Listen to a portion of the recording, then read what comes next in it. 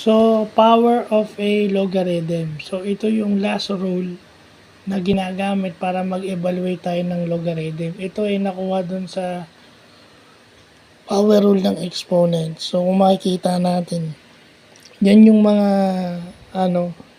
So, ayusin pa natin to bukas, no? Further practice pa kasi ito yung pinakamahirap eh.